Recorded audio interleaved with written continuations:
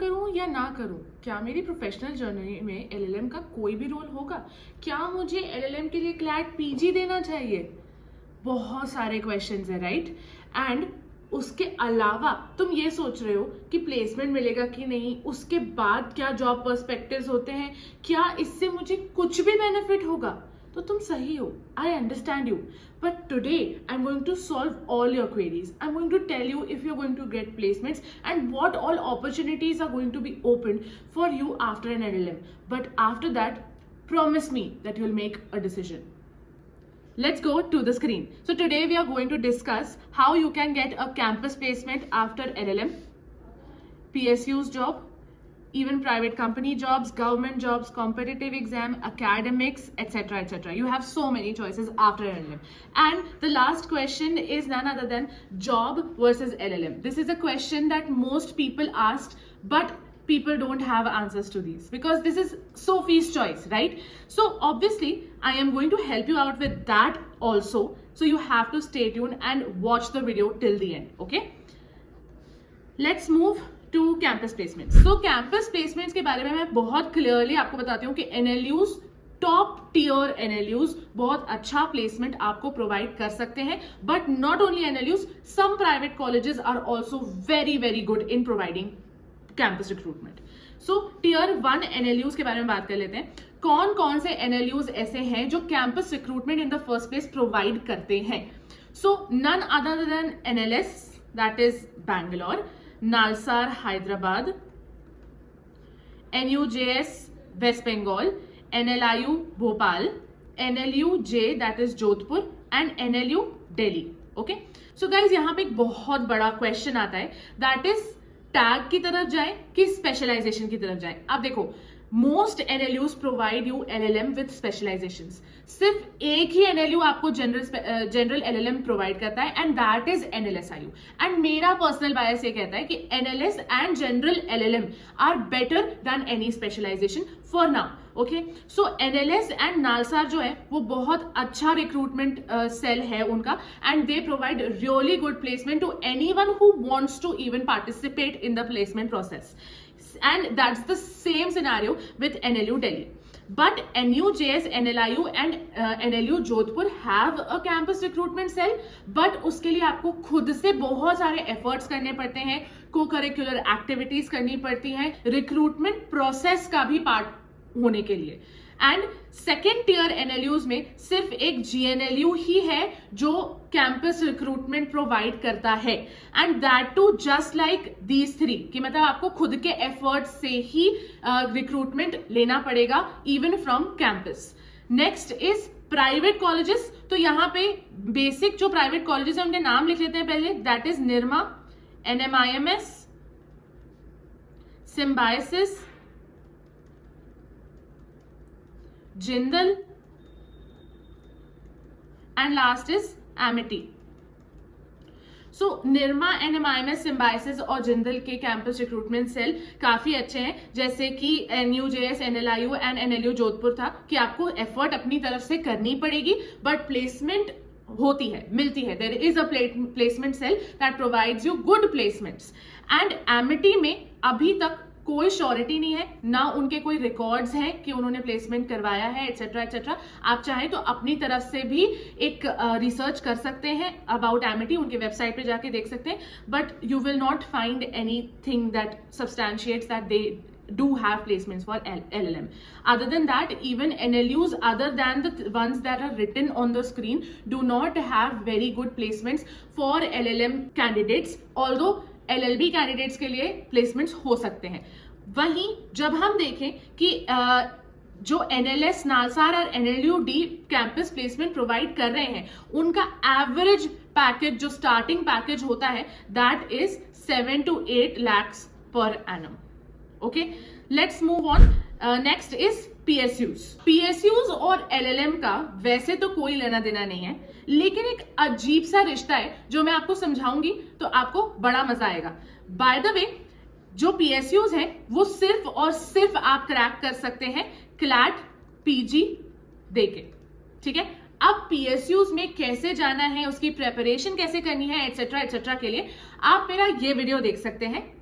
Other than that मैं आपको ये बताना चाहती हूँ कि 8 साल में जूरिस एज ने मोस्ट PSU सिलेक्शंस दिए हैं. And guess what, we are coming out with our new course and you can also attend a demo. Go check the link in description. I know you want free mocks, right? There is one free mock available just for you. Go, don't waste your time. So basically, if you want to get a placement in PSUs, you need to have a pretty good score in CLAT PG, where your rank must be in the top 10.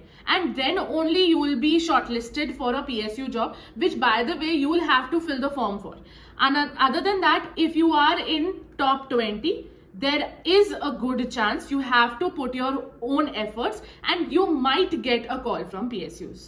All the best guys, go for CLAT PG. Next is private company jobs. अब यहाँ पे थोड़ा सा जो खेल है change हो जाता है.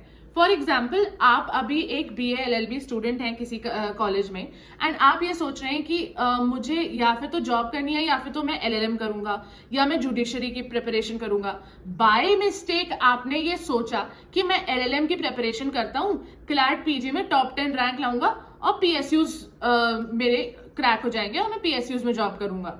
वो सपना आपका टूट गया, आपकी बहुत अच्छी रैंक नहीं आई, या आप एक 3rd tier NLU में पार्टिसिपेट करते हैं फॉर LLM एंड आपको नहीं मिल पाती है जॉब, रिक्रूटमेंट आपको नहीं मिल पाता है. तो अब क्या करना है?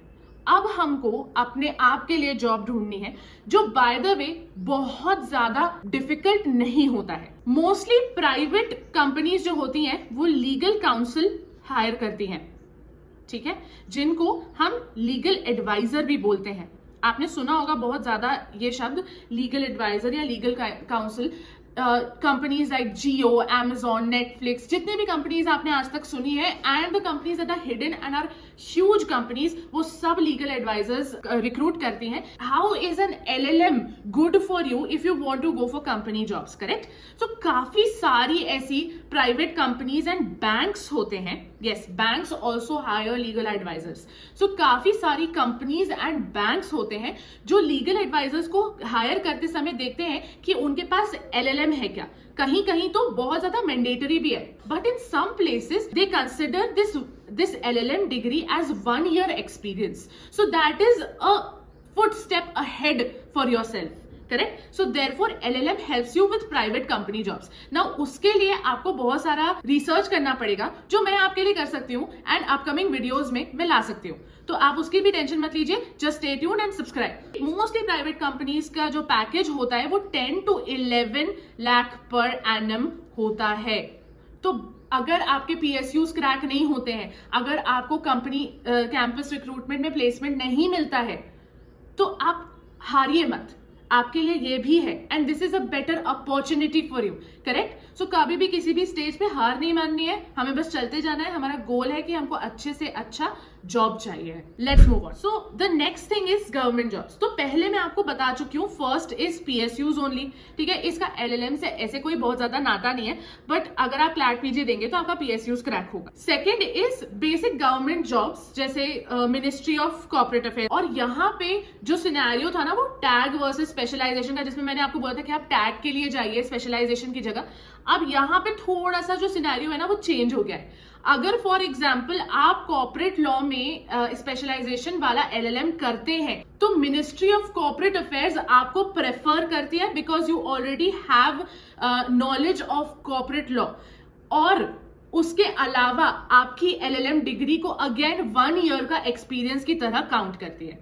कई सारी ऐसी गवर्नमेंट जॉब्स होती हैं जहां पे LLM मैंडेटरी होता है, तो इनके बारे में भी मैं रिसर्च करके अपकमिंग वीडियो ला सकती हूँ, but for that again you will have to subscribe. Next is competitive exams. For example, आपने सोचा कि मैं जुडिशरी के लिए प्रेपरेशन करता हूँ, ठीक है, और आपको समझ में आता है कि जुडिशरी में रेशियो ऑफ इनटेक है वो बहुत ही कम है. अगर आपका ये 2nd या 3rd अटेम्प्ट है जुडिशरी का, तो ये बहुत अच्छा मैप है आपके लिए कि आप अपने LLM के साथ में जुडिशरी का प्रेपरेशन कर सकते हैं एंड जुडिशरी भी क्रैक करने की कोशिश कर सकते हैं, और LLM के बेसिस पे जो आपको जॉब्स मिलती हैं उसका भी लाभ उठा सकते हैं, करेक्ट? तो आपका प्लान भी बहुत अच्छा हो सकता है एक LLM.